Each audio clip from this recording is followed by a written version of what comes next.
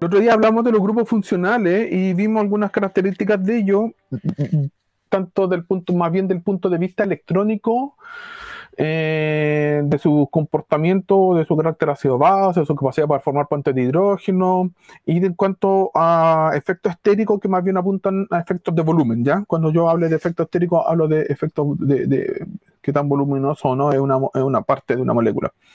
Pero faltaron algunas cosas, yo no sé, esto creo que lo vimos, lo de los efectos estéricos. Me parece que aquí quedamos ese día. Yo corté porque ya después hablaba de la selectividad. No sé si alguien me puede decir si es correcto. Sí, ahí quedó la semana pasada. Ya, buenísimo. Entonces, recordando un poco que los efectos estéricos tienen algunas cosas importantes en cuanto a roles biológicos, porque obviamente alteramos el objetivo farmacológico o el objetivo biológico. Puedo mejorar o empeorar las uniones y además puedo mejorar o empeorar el metabolismo. También los grupos funcionales tienen otra particularidad que tiene que ver con la selectividad que ellos tienen, ¿ya? Que es otro concepto que nosotros utilizamos. Y selectividad significa qué tan son diferentes. A ver, hay dos conceptos que uno utiliza. Uno es selectividad y el otro es especificidad. Y no son idénticos, no son lo mismo, ¿ya? Entonces, cuando nosotros referimos a la selectividad, vamos entonces a hablar de que, por ejemplo, hay ciertos grupos funcionales que van a tener una selectividad mayor o van a ser mucho más selectivos al punto para el propósito que nosotros no, lo necesitamos. Y por ejemplo, aquí vemos dos tipos de grupos funcionales. En este caso, uno es una molécula es el atenolol y el otro es el albuterol, perdón. Donde vemos entonces primero que hay un grupo funcional que es el isopropílico. Y en el otro caso tenemos el grupo funcional terbutílico. Y ya tienen una diferencia. La primera diferencia es el tamaño. Si bien el grupo isopropílico es un grupo voluminoso, el terbutílico es aún mayor. Recuerden, y no sé si lo van haciendo memoria, que cada uno de estos vértices es un carbono con 3 hidrógenos. Es decir, aquí hay un CH3, aquí hay un CH3. Y aquí hay CH3, CH3, CH3. ¿Ya? Por si acaso. Acá obviamente hay un carbono que tiene además otro hidrógeno para completar los 4 enlaces. ¿Ya? Recordando que estas son hibridaciones de tipo sp3. Y entonces, además los grupos funcionales tienen distintas interacciones, ¿ya? Y aquí voy a definir un poco, desde el punto de vista bien químico, diría yo, lo que es una interacción. Y dice, permitiéndome leer textual, dice, la interacción entre una molécula de fármaco y su objetivo biológico se basa en la capacidad de la molécula de fármaco para adoptar una conformación que es complementaria a la forma tridimensional del blanco biológico. Es decir, que de alguna manera cuando este fármaco viaja al lugar donde nosotros lo necesitamos, tiene que tener la capacidad de ser lo suficientemente flexible, tiene que tener entonces la capacidad de moverse, de adaptarse, ¿ya? De alguna manera al espacio que se requiere, ¿ya? Dice, algunos fármacos tienen una cantidad considerable de flexibilidad y pueden orientar sus grupos funcionales en una variedad de conformaciones diferentes. Yo no sé si alguna vez han escuchado un término que se conoce como, o de alguna metodología que se conoce como docking, que lo que consiste el docking, así a grandes rasgos, es que usted tiene una proteína, tiene una enzima, y usted quiere probar si este fármaco funciona o no funciona, un fármaco X. Entonces, ¿qué es lo que hace este docking? Encaja, porque se les conoce como encaje molecular, encaja esta molécula en el sitio activo de la proteína y lo que hace es que empieza a torcer la molécula, el fármaco o la droga en estudio, en distintas ubicaciones. Y en aquellas donde maximiza las interacciones y la energía es menor con el sitio activo, es la que entonces es mucho más estable. Esto un poco va para ese lado, ¿ya? Ahora, recuerden ustedes que la molécula, y hemos visto, hay ciertos grupos que no presentan rotación. Y si volvemos acá, por ejemplo, este grupo sí puede rotar porque es un CH3, o mejor dicho, es un carbono CP3. Por lo tanto, es como una hélice de helicóptero. Y cada uno de estos también se pueden mover. Acá este terbutilo es más grande, pero también puede moverse. Ahora, no así, por ejemplo, el grupo aromático, que es mucho más rígido, o los doble enlaces, que si bien pueden moverse un poco, dado que aquí hay una cadena incluso, son más rígidos que los enlaces simples. Y aún así, si tuviéramos la molécula triple enlace, sería una molécula extremadamente rígida. Y incluso si agregamos distintos grupos, anillos fusionados, hacemos que la molécula sea muy plana y va a depender entonces de los distintos sustituyentes que tenga laterales, es que tanto se pueden doblar esos grupos, no los anillos van a ser planos, ¿ya? Por lo menos los anillos aromáticos que presentan resonancia, ¿ya? Dice, sin embargo, si la energía requerida para adoptar la conformación apropiada es similar o supera la energía liberada a través de la interacción de unión, entonces la afinidad de unión global del fármaco para su blanco biológico puede disminuir significativamente. Esto puede conducir a una disminución en la potencia total del fármaco y la necesidad de administrar dosis más altas. Es decir que, entonces es importante ver qué tanto nosotros podemos fabricar compuestos que sean plásticos flexibles, ¿ya? Dependiendo de dónde queremos también, porque, por ejemplo, ¿qué es lo que uno hace generalmente cuando toma una droga? De repente hace, no sé, pues se basa en el sustrato original, y el sustrato original a lo mejor tiene ciertas características. A lo mejor lo que uno hace es tomar esas características bases, y si el sustrato es plano o es rígido, entonces ahí es diferente, ¿ya? Y aquí, por ejemplo, ustedes pueden ver lo mismo. Aquí tenemos el diclofenaco y el fenoprofeno. Y, por ejemplo, aquí tienen ustedes que hay un grupo que se puede ionizar, o sea, aquí se puede formar un puente de hidrógeno, lo mismo que en el caso de acá. Y acá vemos que, por ejemplo, el anillo de abajo tiene 2 cloros, y los cloros son grandes, o sea, por lo menos de alguna manera están limitando que rote esto acá. Y además hay otro anillo aromático arriba. En el caso de abajo no están los cloros, hay un oxígeno acá, un metoxi, o sea, un éter, ¿ya? Esto es un éter. Eh, y fíjense bien entonces que esta parte de abajo sí se puede mover mucho más fácil que la de acá. O sea, aquí está restringido el movimiento solo por los grupos funcionales y acá no. Ya, a eso me refiero entonces que esta cola puede rotar, ¿ya? ¿Qué más? Metabolismo. Dice, similar a la interacción entre un fármaco y su objetivo biológico, el metabolismo de una molécula de fármaco requiere que interactúe con el sitio activo de la enzima. ¿Ya? Dice, el impedimento estérico es una estrategia común usado para bloquear o ralentizar una vía metabólica específica. Es decir, si yo le coloco una cuestión muy grande al sitio activo, disminuyo entonces la velocidad con que actúa. Así dice, en este enfoque se añade un átomo adicional adyacente al grupo funcional que experimenta metabolismo con el fin de bloquear la interacción de la molécula con el fármaco. ¿Ya? Dice, en muchos de estos casos, estos átomos adicionales no necesitan ser muy grandes. Y aquí vemos, por ejemplo, que tenemos la acetilcolina y el betanecol, y fíjense bien que son muy similares en estructura, yo diría que son iguales, y la única diferencia, ¿ya?, es que para evitar que se ocurra la hidrólisis de este fragmento, se colocó o se reemplazó uno de los hidrógenos de acá por un grupo metilo. Y simplemente colocando este metilo he detenido la hidrólisis de este fragmento. ¿Sí? Así que para que vean, y claro, el metil es un grupo más o menos voluminoso. Sí, más o menos voluminoso, pues, un carbono con 3 hidrógenos. Resumiendo entonces todo lo que vimos de grupos funcionales, como para dar término a la parte más de química orgánica, dice, cada átomo dentro de la estructura de una molécula de fármaco forma parte de un grupo funcional específico.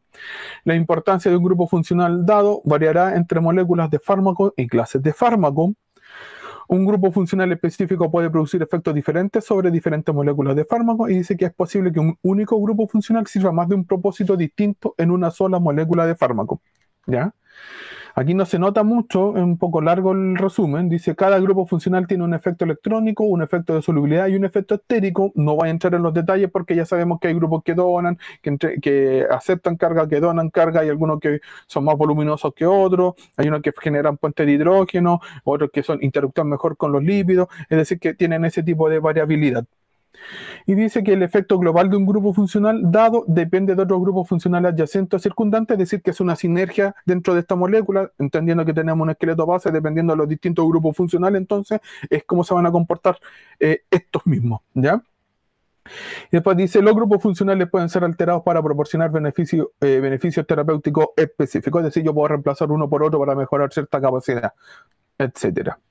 Y dentro de los grupos funcionales nos vamos a quedar, por ejemplo, finalmente con los aminoácidos que también se pueden emplear en algunos casos, y tenemos, por ejemplo, la alanina, la glicina, isoleucina, leucina, prolina, valina, histidina, arginina, y etcétera. Ustedes los conocen mejor que yo, pero recuerden que tienen una estructura y todos tienen ciertas propiedades ácido-base diferentes. Y de hecho aquí están, algunos son alifáticos, aromáticos, ácidos, y aquí están en naranjo los ácidos, los básicos que están acá, los hidroxílicos, los que contienen azufre, los que son esenciales, que están acá en estos círculos, y los no esenciales. ¿Ustedes recordarán algo de ácido base o no recuerdan nada, para ser bien honesto? Siendo bien honesto, yo muy poco. ¿Danae? Muy poco también. ¿La Tamara?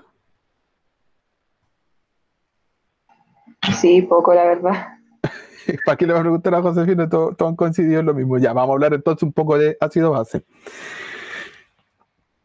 Entonces, primero lo que vamos a hablar es que hay distintos modelos para ver lo de ácido base, hay distintas teorías de ácido base, y vamos a ir de la más, iba a decir una palabra fea, la más sencilla, en realidad iba a decir la más penca, pero es la más sencilla, de la más sencilla a la más compleja, y dentro de la más compleja vamos a hacer una acepción y nos vamos a quedar con una de ellas. O sea, vamos a ver tres teorías para ordenar un poco. La más sencilla, una que es muy, muy práctica, y una que es mucho más grande.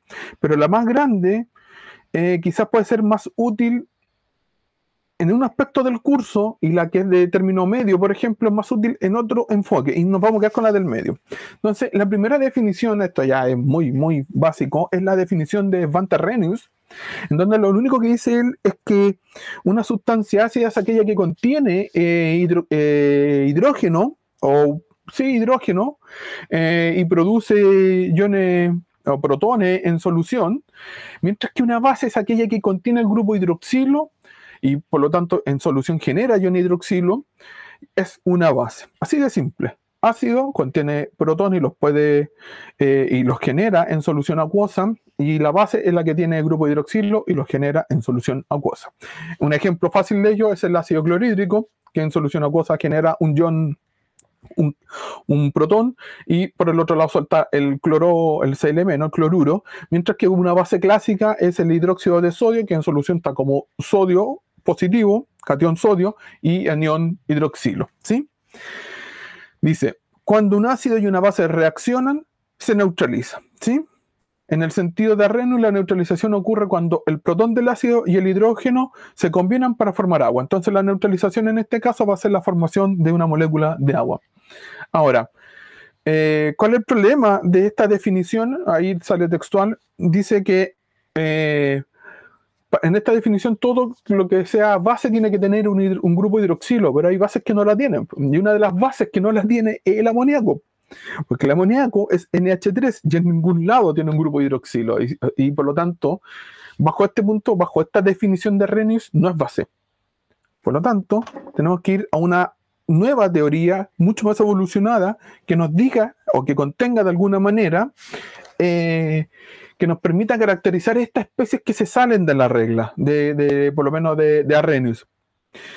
Y al margen, cada una de estas definiciones va conteniendo la anterior. No sé si está en este esquema. No está en un video. Voy a ver si encuentro el video. Hay un video de las teorías ácido base que les puede servir, es muy bueno.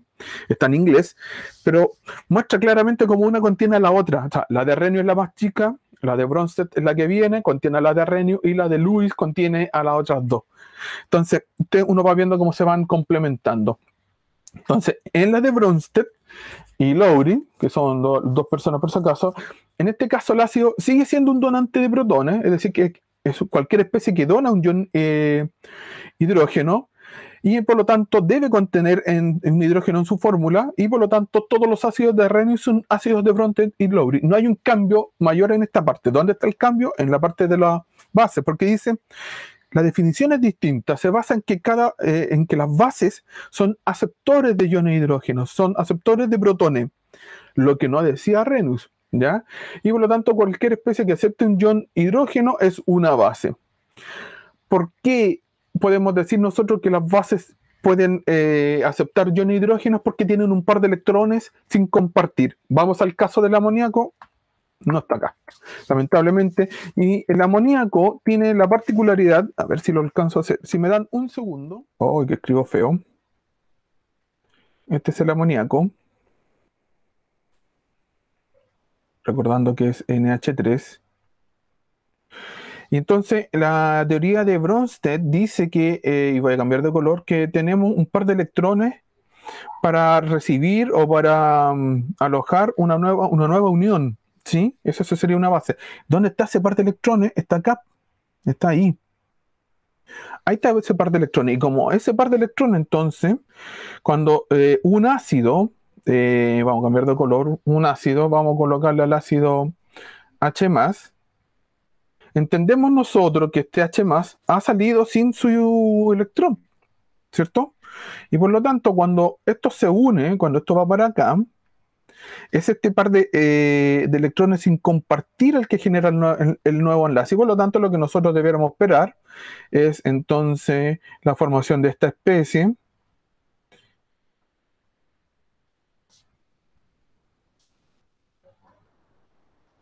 Y esto tiene una carga positiva por ahí.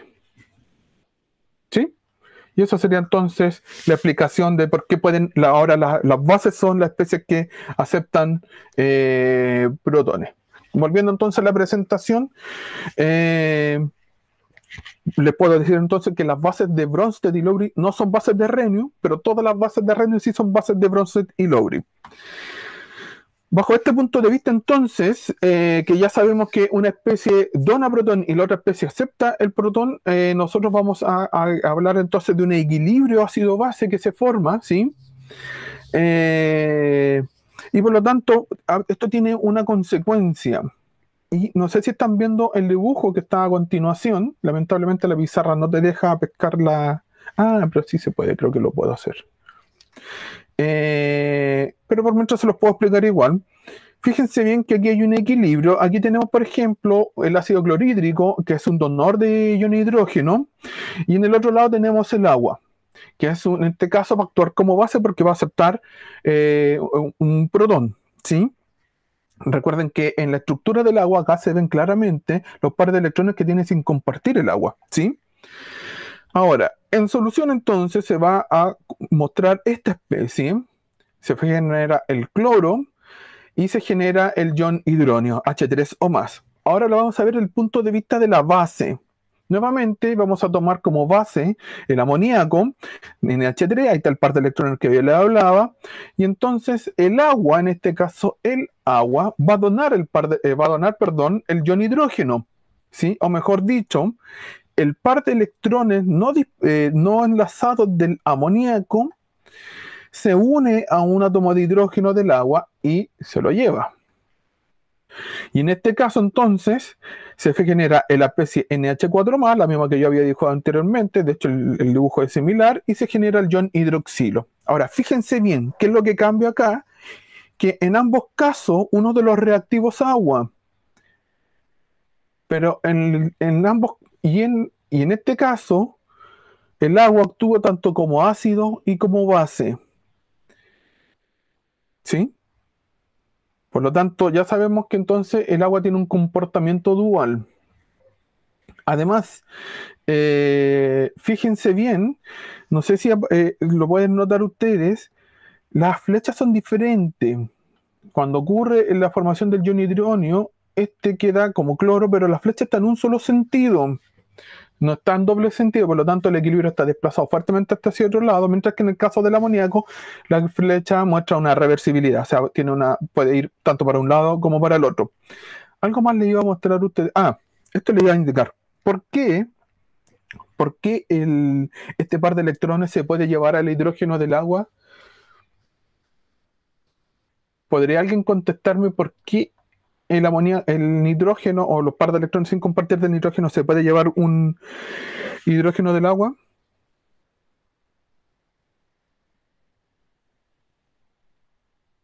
¿No? ¿Nadie se atreva a responderme?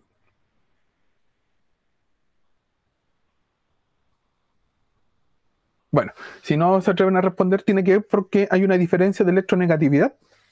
Efectivamente, y lo vimos, es tan alta la electronegatividad del oxígeno, acuérdense que era uno de los elementos más electronegativos dentro de la tabla periódica, si es que recordamos la tabla periódica, que en este caso hay la concentración de carga negativa está sobre el átomo de oxígeno, y aquí si nosotros viéramos un mapa de la densidad electrónica, veríamos que estas zonas están en color azul, es decir, son más bien de cargas positivas. Y obviamente, como están electronegativo el oxígeno, estos átomos de hidrógeno están ahí como despojados de su electrón y entonces son lábiles, ¿sí? Se pueden sacar, ¿ya? Vamos a lo siguiente. Entonces dice, según esta definición, una reacción ácido-base ocurre incluso cuando un ácido o una base simplemente se disuelve en agua porque el agua actúa como aceptor o donante de protones. Entonces el ácido dona un protón al agua y la base acepta un protón al agua. Dice que dice que en este caso el agua como ácido ha donado el hidrógeno y el amoníaco, la base, lo ha aceptado, y tengan en cuenta que el agua es anfiprótico, ese es el término, actúa como base y actúa como ácido. También hay otras especies anfipróticas, ¿sí? No solo con eso, dentro de la definición de Bronsted y Lowry aparece un término que sí ustedes debieron recordar, espero que recuerden, que se conoce como par ácido-base conjugado, ¿sí? Y lo vamos a ver entonces de inmediato. Fíjense bien que tenemos dos reacciones en este caso, mejor dicho, tenemos la misma reacción mirada desde el punto de vista hacia adelante o a la reacción directa, y tenemos la reacción vista desde el punto de vista inverso, ¿sí? La reacción contraria. Entonces fíjense bien que en el primer caso el ácido es el ácido sulfídrico que dona libera un protón y se lo da al amoníaco. Por lo tanto, este es un ácido, esta es una base. Por el otro lado, nos vamos a encontrar con que se generan dos especies, ¿sí? Por lo tanto, en este caso, lo que nosotros nos vamos a encontrar es que este ácido de aquí, genera una base conjugada, y la base conjugada es la especie que se formó acá. Entonces este sería un par ácido-base. En este caso sería ácido, base conjugada, base, ácido conjugado. Este sería el ácido conjugado. Y lo mismo lo podemos ver desde el otro punto de vista. Vamos para abajo. Por ejemplo, el amoníaco, en este caso, dona un protón, el ion amonio, perdón, dona un protón para que se forme el ácido sulfídrico. Entonces, en este caso, este es el ácido y esta es la base conjugada, y en este caso sería la base y este sería el ácido conjugado, ¿cierto? Entonces, aquí resumiendo lo que dice, podemos encontrar que dice la base conjugada tiene un hidrógeno menos, la base conjugada tiene un hidrógeno menos y una carga negativa más que el ácido, y el ácido conjugado tiene, espérenme que justo, ahí está, y el ácido conjugado tiene,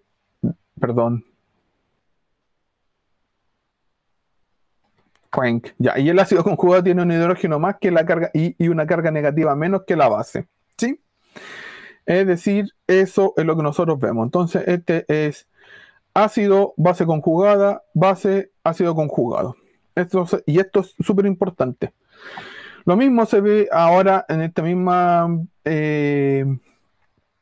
diapo, pero ahora desde el punto de vista del agua, y el agua tiene la capacidad de autoionizarse, es decir, que el agua puede jugar como ácido y base en esta característica de anfiprótica.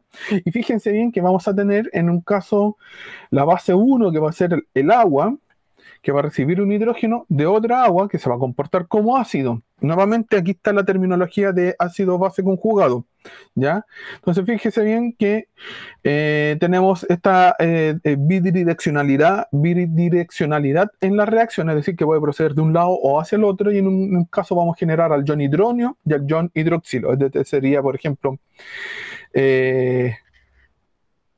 este sería entonces la base 1, y acá tenemos la base 2, que son diferentes, y aquí tenemos el ácido 1, el ácido 2 y el ácido 1, ¿sí?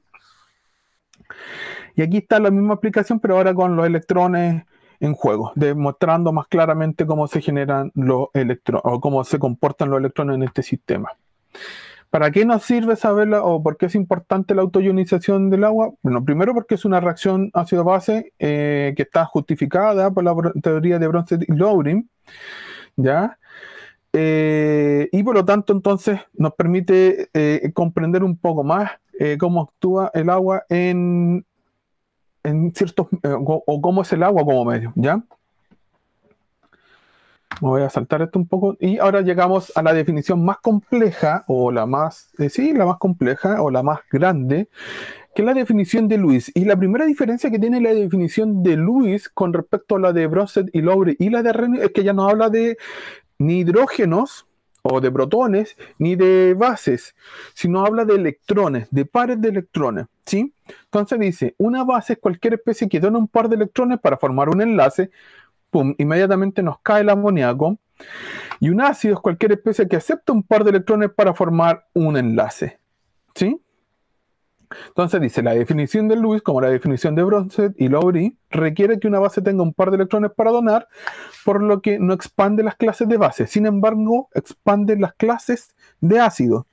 Y dice, por lo tanto, el concepto de Lewis amplía radicalmente la idea de una reacción ácida-base. Entonces dice, para Arrhenius, la formación, haciendo como un resumen, la reacción para Arrhenius es la formación de agua a partir de protones y iones hidroxilo. Para Bronsted y Lowry era la transferencia de un protón, de un ácido más fuerte a una base más fuerte para formar un ácido más débil y una base más débil. Y Lewis habla de la donación y aceptación de un par de electrones para formar un enlace, y aquí está la diferencia, para formar un enlace covalente en un aducto. Aquí ya se genera otra especie. ¿Y qué es un aducto? Es una especie transitoria. Y vamos a ver, no sé si sale por acá. Me parece que sí. Dice, una base de Lewis debe tener un par solitario nuevamente de electrones para donar, y el ácido debe tener entonces un orbital vacante para recibir un par de electrones sin formar un nuevo enlace. Y esto está acá. Moléculas como ácidos de Lewis. Dice, en los ácidos de Lewis con átomos deficientes de electrones, el ácido más importante es, en este caso, el ácido de existen átomos, mejor, está mal explicado como lo estaba haciendo. Existen átomos que son deficientes de electrones, ¿ya? No forman el octeto. Y en ese caso vamos a encontrar al boro y el berilio, que son los principales. Y bueno, y hay otros más, pero el boro y el berilio, el boro y el aluminio también, el aluminio, porque el ejemplo de agua está con aluminio, son electrones deficientes, no forman el octeto, por lo tanto tienen la capacidad de aceptar un par de electrones extra, que es lo que se muestra acá. Por ejemplo, si hacemos reaccionar al trifluoruro de boro con el amoníaco es una base de Lewis porque tiene un par de electrones para compartir, y el boro tiene una orbital vacante para recibir un par de electrones. Y cuando yo hablaba que se forma un aducto, se forma esta especie. Primero, hay una formación de un enlace covalente debido a que el nitrógeno aportó el par de electrones para generar este enlace covalente. Y esta especie, entonces, es un aducto, ¿sí? Lo mismo ocurre acá abajo. Fíjense bien, tenemos una base acá, que en este caso es un éter. Y el aluminio, nuevamente deficitario en electrones, acepta, porque tiene un orbital vacante, un par de electrones para generar un enlace. Y entonces se forma esta otra especie. Entonces se generó un enlace covalente. Entonces, si se dan cuenta, la teoría es mucho más amplia, ¿ya? ¿Se puede explicar con el agua y otras cosas? Claro que sí. Incluso dice, porque se amplía la teoría a especies que antes no eran vistas como ácidos. Por ejemplo, tenemos esta especie, esta molécula, y acá tenemos el agua. Fíjense bien que esta molécula también puede reacomodar sus electrones para dejar un espacio vacante. ¿Cómo reacomoda un par de electrones? Simplemente deslocalizando un par de electrones sobre el oxígeno. Esto tiene varias consecuencias. Como me queda un oxígeno acá libre, existe un ataque entonces donde se puede desprotonar el agua y unirse a este otro oxígeno, y a su vez el resto de la molécula se genera a este espacio vacante que dejó el azufre. Y por lo tanto vemos que aquí está el enlace que se formó proveniente del agua y acá este hidrógeno también provenía del agua. Entonces hubo un reacomodo, se forma un nuevo ducto, pero fíjense bien que ya no hay dos dobles enlaces, sino hay un solo doble enlace y la molécula se reacomodó para recibir esta nueva especie. También esta capacidad de ácido base o estos ácidos se expande para los iones metálicos. ¿Sí? Los iones metálicos, por ejemplo, fíjense bien aquí nuevamente el agua funciona como base. Este es un ion metálico con carga más 2. M puede ser cualquier ion metálico con carga 2 más. Y fíjense bien que una vez que se ha hidratado este catión metálico, se ha rodeado de 6 moléculas de agua, pero se forma un aducto. Esto también es un aducto y esto también entonces es una reacción ácido-base que nosotros antes no podíamos concebir en las teorías anteriores. Dicho entonces, o explicadas las teorías ácido-base que existen, y la que nosotros nos vamos a quedar principalmente va a ser con la de Bronsted y Lowry, principalmente la de Bronsted y Lowry. Ahora tenemos que poder entender cómo nosotros podemos decir que un ácido o una base es más fuerte. Y ustedes lo deben conocer bajo un término para medir la fuerza de la acidez que se conoce como constante de acidez o constante de basicidad, dependiendo de que sea. Pero generalmente las constantes tienen, no sé si viene a continuación, ya, todavía no. Tienen valores exponenciales, o sea, no sé, el ácido acético tiene un valor de 1,8 por D elevado a la A, no me acuerdo. Pero por D elevado, vamos a mentir un poco porque no me acuerdo del valor, 1,8 por D elevado a la menos 3, por ejemplo. A ver, déjenme buscar al tiro mejor la constante de acidez del ácido acético. Yo soy re malo para los valores de memoria, por si acaso. 1,8 no era la menos 3, es 1,75 por D elevado a la menos 5. Esa es la constante de acidez del ácido acético. Pero, ¿qué pasa si tengo una constante por D elevado a la menos 3 y tengo una de D elevado a la menos 8? Ya solo la presencia del exponente es un poco confuso. Es mejor emplear lo que se conoce la función P, que corresponde al menos logaritmo, y pasar esto a un valor tangible, mucho más fácil de manipular. Por ejemplo, el pKa. Y el pKa, entonces, en vez de decir que la constante de acidez es 1,75 por D elevado a la menos 5, el pKa se transforma en esta función menos logaritmo de la constante de acidez. Y ahora me queda que el pKa del ácido acético es 4,8. Es mucho más fácil decir 4,8. Y es mucho más fácil de visualizar si es mejor o peor. Y entonces la escala, como viene, es el menos logaritmo de algo, tiene valores negativos a valores positivos. Valores altamente negativos a valores altamente positivos. Entonces valores muy, muy negativos, menos 10, menos 14, por ejemplo, va a corresponder a un ácido extremadamente fuerte. ¿Sí? pKa de ácido extremadamente fuerte. Un pKa 4,8 va a corresponder con el ácido acético a un ácido más o menos medianamente débil. Y un ácido que tenga una constante o un pKa, perdón, de 100 es un ácido muy, muy, muy débil. Así como existe el pKa, existe el pKb, y lo puedo ver también para las bases. Bases con valores negativos son bases extremadamente fuertes, bases con valores muy positivos y grandes son bases realmente muy débiles. ¿Sí?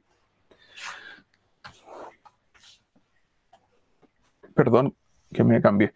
Y entonces, también, un poco saltándome alguna parte de la información, nosotros podemos también, a partir del producto iónico del agua, caracterizar las soluciones en cuanto a su acidez. Ya no estoy hablando del pH, ahora voy a hablar del pH. Entonces va a depender de ciertos rangos donde nosotros vamos a tener medios ácidos, medios neutros y medios alcalinos. ¿Sí? Entonces, por ejemplo, cuando la concentración de ion hidrógeno es mayor a 1 por D elevado a la menos 7, nosotros vamos a decir que la solución es ácida. Cuando la concentración de ion hidrógeno y el ion hidroxilo es la misma, que es 1 por D elevado a la menos 7, yo voy a decir que la solución es neutra. Y cuando la concentración de ion hidroxilo es mayor a la de ion hidrógeno, mayor a 1 por D elevado a la menos 7, yo voy a decir que es básica. Nuevamente, imagínense hablar de una solución en función de los exponentes. Esta es la menos 5, esta es la menos 7, qué sé yo. para eso existe el pH. Y el pH es una forma, aquí está toda la descomposición de la teoría, ustedes lo pueden revisar mucho más fácil. Es mucho más fácil reportar o caracterizar una solución en función del pH. Y así como existe el pH, existe la escala del pOH, ¿cierto? Todo esto proviene del producto iónico del agua. Recuerden que la constante del agua es 1 por 10 elevado a la menos 14.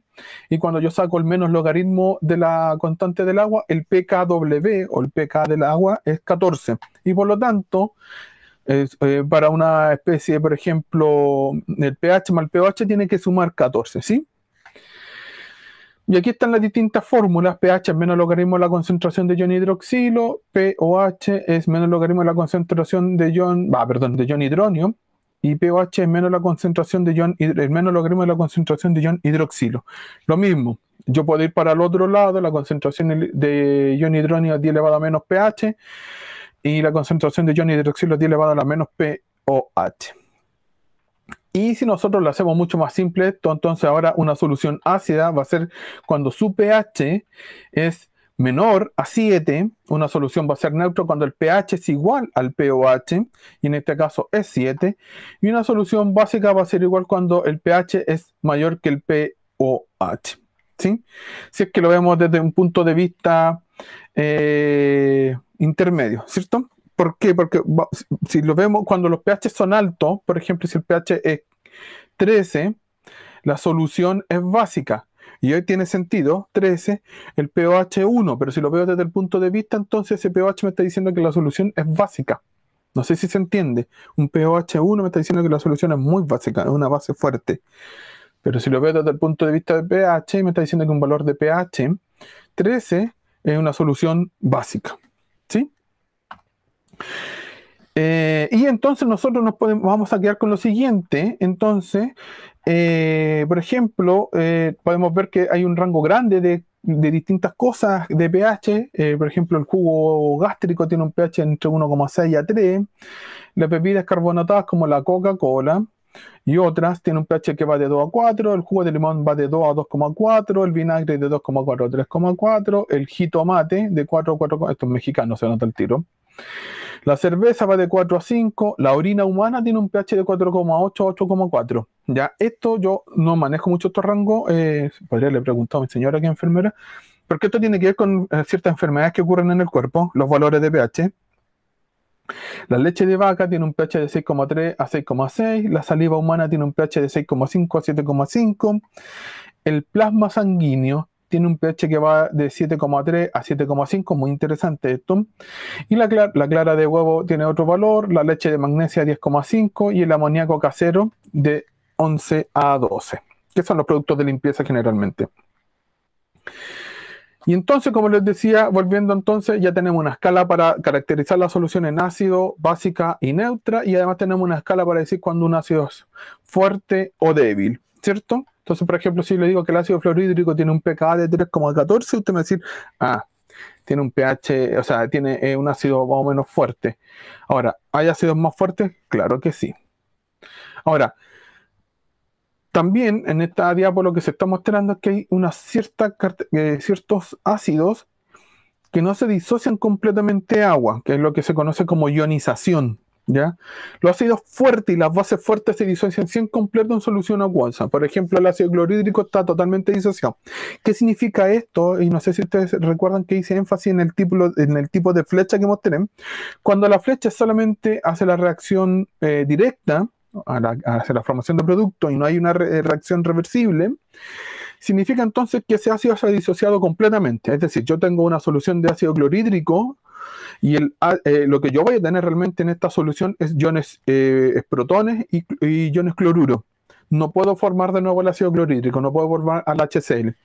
Lo mismo ocurre con el hidróxido de sodio. Cuando usted disuelve el hidróxido de sodio en agua, no puedo, de la solución acuosa, no puedo volver a la sal de hidróxido de sodio. ¿Ya? Y entonces estos son ácidos que están ionizados. ¿Por qué se llama ionizado? Porque solo una parte de ellos está disociada en agua y se genera un equilibrio dinámico, un equilibrio. Entonces que va a estar yendo constantemente a la formación de productos y de los productos a la formación de estos o a la reconstitución de los reactivos, mejor dicho. ¿Ya? Lo mismo ocurre para las bases, también hay bases que son ácidos y bases débiles, ¿ya? Que son más bien las de carácter orgánica principalmente, no de tipo mineral. Y entonces nosotros podemos determinar el porcentaje de ionización. No les voy a enseñar a determinar el porcentaje de ionización porque no es el tópico de este curso, ¿sí? Y finalmente, como para terminar la idea de los ácidos, hay ácidos que tienen más de un protón, por ejemplo el ácido sulfúrico, que tiene más de un protón, y entonces se llaman ácidos polipróticos. En este caso también el ácido fosfórico, que tiene 3 hidrógenos, y cada uno de estos hidrógenos tiene una constante de acidez diferente, siendo el primero muy ácido, el segundo medianamente ácido, y el último ya es más bien de carácter básico. También, y esto sí es importante y tiene un rol biológico, hay ciertas soluciones que tienen lo que se conoce como capacidad amortiguadora, que en realidad le ocurre una zona en donde no existe un cambio fuerte de pH, ¿ya? Y por lo tanto, en estas soluciones nosotros lo que vemos es que se genera un equilibrio en donde el salto de pH, si quisiéramos una curva de titulación, no es fuerte, se mantiene en un rango más o menos constante. Ya no voy a entrar en más detalle de cómo se pueden formar estos distintos buffers, pero ahí está la indicaciones más específicas. Y finalmente, solo como por cultura general, nosotros podemos medir si una solución es ácida o básica en función de lo que se conocen como indicadores ácido-base, y hay distintos tipos de indicadores ácido-base. Ya el más conocido por ustedes es la fenolftaleína, que pasa de incoloro, y en pH 8 pasa a fucsia o violeta, bastante característico. ¿Por qué es importante entonces el modelo ácido-base para nosotros? Contextualizándolo ahora que nosotros queremos. Porque si ustedes se dieron cuenta, hay grupos entonces que nosotros les vamos a colocar a las moléculas que son ácidos y otros que son básicos. Y por lo tanto van a tener un rol, a lo mejor se pueden comportar como ácidos dentro del cuerpo o débiles, que y se van a ionizar parcialmente. Es decir, todo tiene una característica pensada en ese tipo de estructura, ¿cierto? Pensada en la molécula como tal, ¿ya? Y además tengo que considerar que el cuerpo humano tiene un pH, que lo vimos, que estaba por ahí como en pH 7,4 por ahí, y entonces mi fármaco tiene que andar bien en ese rango de pH. Porque imagínense que el fármaco es buenísimo, pero en pH ácido. No, pH fisiológico, pues no me serviría. O en pH muy básico, tampoco. La idea es que se comporte o tenga un buen comportamiento como medicamento o como droga en este caso, o que sus funciones sean específicas al pH de trabajo que me interesa. Si es para un medicamento, el pH de trabajo debe ser el pH fisiológico, 7,4, ¿cierto? Y entonces voy a dejar de compartir. No sé si tienen alguna duda.